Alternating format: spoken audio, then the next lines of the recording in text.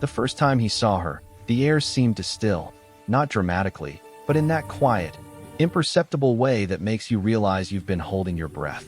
It was late, almost 11.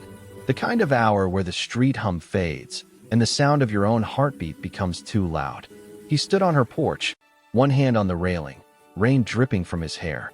He was supposed to leave, drop off the package, say thanks, maybe make some clumsy joke about the weather. Instead, he hesitated. She opened the door. The hallway light framed her, soft, golden, forgiving. She wasn't what he expected. Older, yes, but there was a steadiness in her presence that drew him in before she even spoke. Her eyes didn't search for him. They found him, like she already knew he'd be standing there, unsure of what to do with his hands. "You're soaked," she said. Her tone wasn't worried. It was something else. Measured. Low. The kind of voice that makes silence sound intimate. He laughed awkwardly, pushing wet hair off his forehead. "Yeah, I didn't plan for the rain." She stepped aside. "Come in. You'll ruin the floors if you keep standing there." He hesitated, the polite refusal ready on his tongue, but she had already turned, walking back into the dim-lit warmth of her house. Her perfume lingered near the door, faint, citrus, and smoke. He followed. The living room was quiet except for a low jazz record playing somewhere in the background. The kind of music that doesn't demand attention, it just exists. She moved across the room with unhurried grace, gathering a towel from a chair.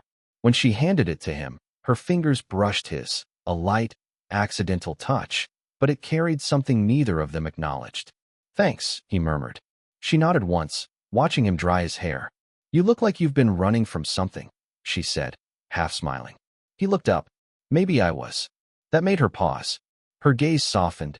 Not pity, not curiosity, just recognition. Like she understood too well what it meant to be running.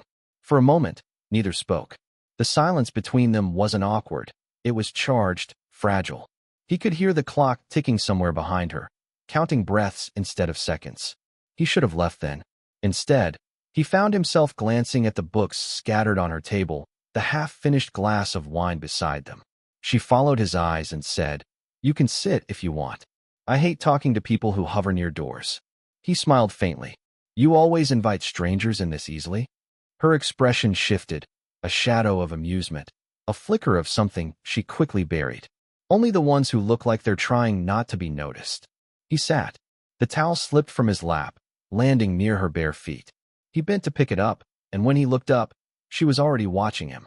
Her lips parted slightly, not to speak, just noticing. The kind of look that stays with you afterward, even when you close your eyes. He swallowed. "I should probably go." She tilted her head, almost imperceptibly. "If that's what you want." It wasn't. He stood anyway, forcing a breath that didn't quite come out steady. Her voice followed him, quiet but unmistakably certain. "You didn't even tell me your name." He turned back, one hand on the doorknob, rain still whispering against the window. "Would it make a difference if I did?" She smiled, slow, knowing. "You'd be surprised what difference a name can make." Before he could answer, a phone buzzed on the table. Her gaze flicked toward it, unreadable, tense. The moment cracked like thin ice. He glanced at her, then at the glowing screen, the name flashing there. And just like that, the air changed again. He should have walked out the door. But her voice, soft, steady, stopped him. "Wait." He didn't know why he stayed. Maybe it was the way she said wait, not a command, not even a plea. More like a quiet acknowledgement that something between them had already begun. The phone kept buzzing on the table. She turned it over, screen down, and the sound stopped. "Sorry," she murmured, though her eyes didn't look sorry at all. "It's complicated." He nodded, though he didn't understand. "Everyone's got someone complicated," he said softly, running a thumb along the edge of the towel still in his hands. She gave a small laugh, tired, almost fond. "That sounds like something a 20-year-old would say." 24, he corrected, half smiling. "Oh." Her gaze flicked over him, assessing, curious. Still old enough to believe in second chances, then. There was no mockery in her tone, only a quiet ache she didn't bother to hide. He caught it, like a scent in the air. He wanted to ask what she meant, but something in her stillness told him she wasn't ready for questions. Instead, he looked around the room again. The walls were lined with books, old photographs, a guitar that looked like it hadn't been touched in years. There was a framed picture near the window, Her and a man, smiling, younger. He tried not to stare. She noticed. He's not around anymore. He hesitated. I'm sorry. She shook her head. Don't be. It's been 5 years. Then, quieter, some absences stop hurting. Others just change shape. Her words hung between them, and he didn't know what to do with them. He wanted to comfort her, but she didn't look like she wanted comfort. She looked like she wanted honesty. Is that why you keep the light on? He asked before he could stop himself. She turned toward the lamp beside her. What? It's late, but the house doesn't look like anyone's gone to sleep. She gave a faint smile, almost embarrassed. Maybe I just like pretending someone's still awake. He nodded, because he knew that feeling too well. The nights when silence pressed too close, when you leave the radio on just to hear another voice. They sat there for a while, the kind of silence that feels like a confession. The rain softened outside, replaced by the hum of the record, spinning into static. He shifted slightly, leaning forward to take the empty glass from her table. You want another drink? She hesitated, just long enough for the air between them to thicken. You don't even know what I'm drinking. He smiled faintly. I'll guess. She watched him stand, watched his fingers brush against the wine bottle on the counter. His movements were uncertain, careful, as though afraid to break whatever fragile thread had formed between them. When he handed her the refilled glass, their fingers touched again, barely, but it was enough. Enough for both of them to forget to breathe for a heartbeat. Her eyes lifted to his, and the look there was not invitation, not rejection, just recognition. You shouldn't be here, she whispered, but her voice wavered. I know. Neither moved. Outside, thunder rolled softly in the distance. The room smelled faintly of rain and red wine. And in that quiet, their fingers stayed just barely touching, long enough to mean something neither of them could name. The rain had stopped, but the silence it left behind was heavier. It filled the room, the air, the space between them. She hadn't moved since their fingers brushed, still holding the glass like she was afraid to set it down. He could hear the faint clink of her ring against the stem, steady, nervous. He leaned back slightly, trying to look away, but his eyes betrayed him, drawn to the hollow of her throat, the slow rise and fall of her breathing. You're staring, she said softly, without looking up. He blinked. I didn't mean to. Yes, you did. Her voice wasn't sharp, just quiet, certain. He swallowed. You make it hard not to. That made her finally meet his gaze, and something shifted in her expression. A mix of disbelief, curiosity, and the kind of loneliness that recognizes itself in someone else. She set the glass down, very gently, as if even the sound might tip something over the edge. You shouldn't say things like that. Why not? Because they sound like the truth. He almost laughed, not because it was funny, but because the tension was unbearable. Maybe that's why I said it.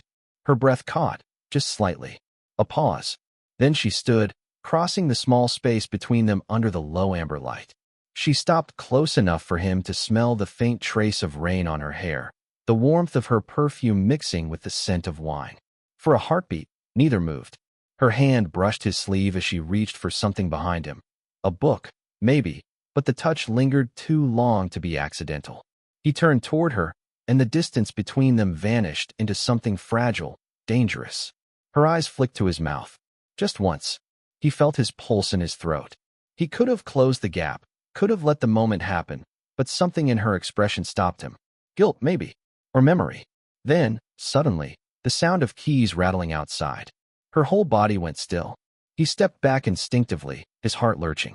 She glanced toward the door, lips parted but silent. A voice called faintly from outside, male, uncertain. Mom? You home? The word hit him like a stone. He looked at her. She didn't deny it. Didn't move. Her son. She pressed a hand to her chest, as if to steady her breathing, and whispered, Go. He hesitated, but her eyes pleaded without words. He turned toward the back door, every step too loud, too slow. Just before he slipped out, he heard her voice again, quiet, trembling but composed. I'll call you. He froze. He hadn't given her his number. When he looked back, she was standing by the front door, forcing a calm smile as the lock turned. Their eyes met one last time, a glance that carried everything they couldn't say. Then the door opened, and the moment was gone. Outside, the rain began again, softer this time. As he stood under the eaves, breath unsteady, knowing that whatever line they'd crossed tonight, neither of them would ever be able to go back. Days passed in half-spoken messages.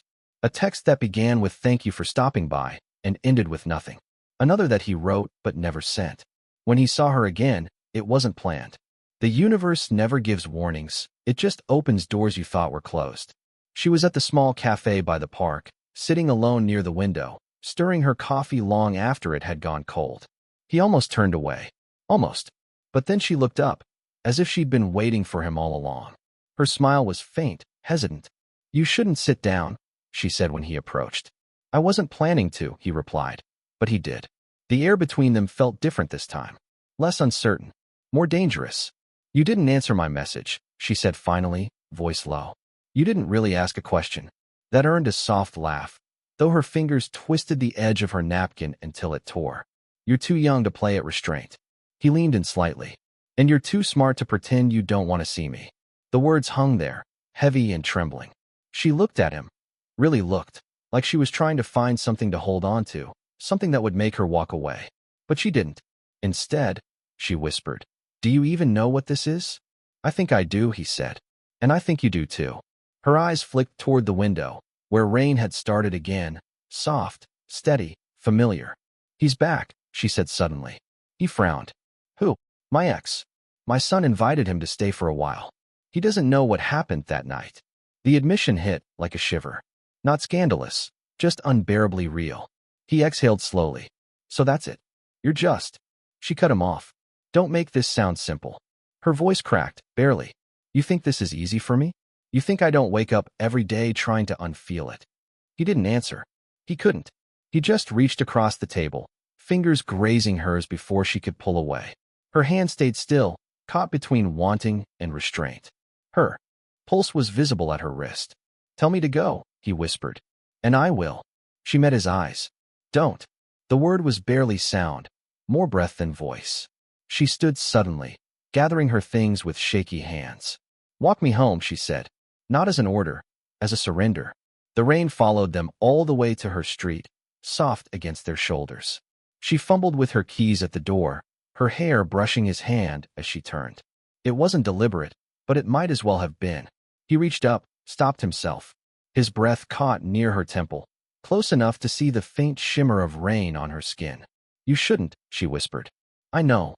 Their eyes met, inches apart, the moment holding like stretched wire, waiting for one breath too many. Then she stepped closer, close enough that her perfume drowned the storm, close enough that everything they'd avoided finally caught up to them. And just before their lips could find each other, a light flicked on inside the house. They both froze. The light from inside the house cut through the moment like a blade. She stepped back first, eyes wide, pulse visible at her throat. A man's voice came from the hallway, calm, unsuspecting. "You left the porch light on again." Her ex. The same voice from the photograph. The same one she said was gone. He froze just outside the frame of the doorway, his heart pounding loud enough to drown the rain. She turned slightly toward him, her face shifting between panic and something deeper, regret, fear, longing, all of it tangled together. "Go," she mouthed silently. He didn't move. The man appeared behind her, taller, older, carrying a suitcase that dripped faintly onto the rug. He looked tired, the kind of tired that comes from years of loving and losing the same person. "Who's that?" he asked, eyes flicking to the shadow on the porch. Her breath hitched. "Just the neighbor. He was helping me with the lights." The lie came too easily, too smoothly. It hurt more because of that. The man nodded politely, offered a faint smile, and disappeared down the hall. She stood motionless until the sound of footsteps faded, then exhaled shakily, pressing a trembling hand against the doorframe. He finally stepped forward, voice low. "So that's him." She closed her eyes. "Don't. You said he wasn't around anymore." "I said he's not in my life." She turned to face him, rain streaking her hair, her hands shaking despite her composure. "That's not the same thing." The silence between them was sharp, electric. He looked at her, really looked, the exhaustion behind her steadiness, the flicker of guilt in her eyes. "You could have told me." "I didn't know what you were to me yet," she said quietly. "Maybe I still don't." That stung, but he didn't say it. He just took a step closer, the porch creaking beneath him. She didn't move away. Inside, a floorboard creaked. She flinched, brushing past him toward the edge of the porch. You should go, please. He caught her wrist, not hard, just enough to stop her. Her skin was cold, damp, trembling under his touch. Tell me the truth before I do. Her lips parted, but no sound came out. Instead, she reached for his hand, holding it for the briefest second before pulling away. The truth is, I wanted to feel wanted again. And you. She stopped herself, shaking her head as if finishing the sentence might make it real. He searched her face. And me? You made me remember what that felt like, she whispered. And now it's dangerous. Her voice cracked on the last word. A sudden flash of lightning lit the porch. For a split second, their shadows merged on the wall. Then darkness again. From inside, the man's voice called her name. She looked at him one last time, tears barely visible in the rain. You have to go before I can't let you. He hesitated, his chest tight, every part of him wanting to stay. And then, without another word, he stepped back into the storm, leaving her framed in the doorway, shaking, her hand pressed against the wood like she could still feel the heat of him there. He told himself he wouldn't go back. He lasted 3 days. 3 days of half-written texts and restless nights, of seeing her face every time he closed his eyes. That split second on the porch, her lips parted as if caught between apology and want. By the 4th night, the rain returned. He told himself it was coincidence. But when he found himself outside her gate again, drenched, breath uneven, he stopped pretending. The house was dark except for one light, her study. She was there, sitting by the window, her hand resting on a book she wasn't reading. When she looked up and saw him through the glass, she didn't move at first. Then, slowly, she opened the door. Neither spoke. The air smelled faintly of rain and paper. She looked tired, not from sleeplessness, but from holding too much inside. You shouldn't have come back, she said, her voice barely steady. I know. He stepped closer. But you left the light on. That made her laugh. A small, broken sound. Habit, I guess. Her hands trembled slightly as she crossed her arms, a poor shield against the pull between them. He's asleep upstairs, she said. If he hears. He won't. He wasn't sure if that was a promise or a plea. Silence stretched between them, the kind that makes the air hum. She took a small step back, but he followed, closing the distance until he could see the tiny droplets clinging to her eyelashes. This can't happen, she whispered. It already did. Her breath caught, a sound half fear, half surrender. He reached up, brushing a strand of hair from her face, his fingers lingering near her jaw. She didn't stop him. Her voice trembled. You'll regret this. Probably. He leaned closer, his forehead nearly touching hers. The world outside vanished. Only the faint creak of the floor, the soft rhythm of their breathing.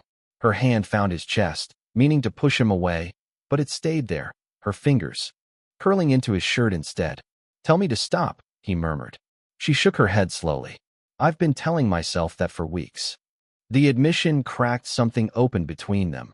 All the restraint, the guilt, the distance they'd built to protect themselves. It all dissolved in that fragile space of truth. Her lips brushed his cheek. Not quite a kiss, more like a confession. He closed his eyes, just breathing her in, memorizing the moment he knew would ruin them both. Then she stepped back. Just one step, but enough. Her eyes were wet, her voice quiet but certain. We can't go back, and we can't stay here. You understand that, don't you? He nodded. Then go, she said, a faint tremor in her tone. Before we make it worse. He hesitated, then smiled, soft, almost grateful. You're the one who left the light on. She smiled back, barely. Maybe I just wanted to see if you'd notice. He turned toward the door, rain whispering against the glass again. When he looked back one last time, she was standing in the same place, her hand pressed over her heart, eyes following him until he was gone. And though the storm outside finally eased, the light in her window stayed on, all night. Weeks passed. The rain stopped coming, and so did he. At least, that's what they told themselves.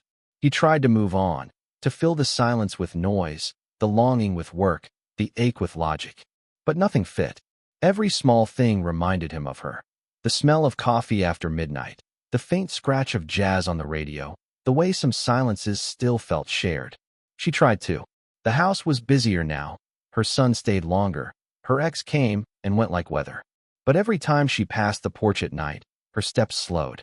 Every time the light flicked on, her chest tightened, a habit she hadn't been able to break. Then one evening, the knock came again. Soft, hesitant, like a question. She opened the door before she could talk herself out of it. He stood there, older somehow, though only a month had passed, a weariness in his eyes that matched her own. "You shouldn't be here," she whispered, out of habit. "I know," he said, "but I needed to see you." They stood there, wordless for a while, just looking. It wasn't the charged silence of before. It was quieter, deeper, like they both finally understood the cost of what they'd almost become. She stepped aside. "Come in." Inside, the air felt familiar again, that faint trace of wine and paper, the low hum of music that seemed to start on its own. She poured him a glass without asking, and he took it with a small, grateful nod. "I thought you were gone for good," she said. "I tried to be." He hesitated. "But you make it hard to leave things unfinished." A sad smile touched her lips. "We finished it. We just didn't say goodbye." He nodded slowly. "Maybe I didn't want to." Something softened in her then. The tension melted from her shoulders, replaced by quiet acceptance. She reached across the table, fingers brushing his. Not to ignite anything this time, just to connect. "Sometimes love isn't about staying," she said. "It's about what you remember when it's over." He looked down at their hands, her smaller and steadier than his. "Then I'll remember this," he said, his thumb tracing the back of her palm. She leaned forward, pressing her forehead to his. Not a kiss, not a goodbye, but something gentler. A promise kept in silence. "Take care of yourself," she murmured. He smiled, eyes closed. "You too." When he finally stood to leave, she followed him to the door. The night was clear, moonlight spilling across the porch where everything had begun. He turned once more before stepping off the last stair. She was there, the same calm strength, the same quiet warmth. Only now, the ache between them had softened into something bearable. She raised her hand in a small wave. "Don't forget to look back sometimes." He did. Once. Then walked into the night. The porch light glowed behind him, steady, warm, waiting. Did you enjoy the story? What kind of stories would you like to hear next? Slow burn romances, bittersweet endings, or something entirely new?